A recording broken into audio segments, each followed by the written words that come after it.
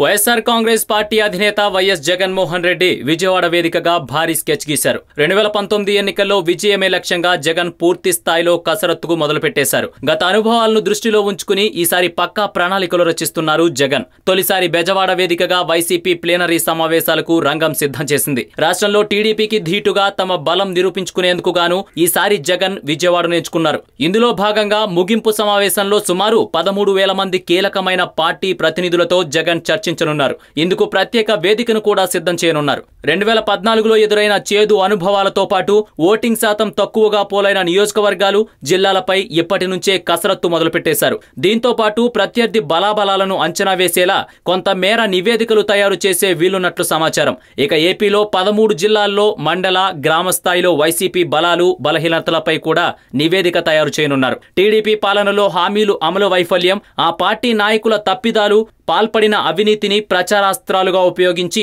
ప్రజల్లోకి తీసుకెళ్లాలనే ఆలోచనలో వైసీపీ ఉన్నట్లు తెలిసింది. ఏపీలో బలమైన సామాజిక వర్గంగా ముద్రపడిన కాపులను తన వైపు తిప్పుకునేందుకు కూడా వైసీపీ పలువురు సీనియర్ నేతలతో మంతనాలు కొనసాగిస్తున్నట్లు సమాచారం.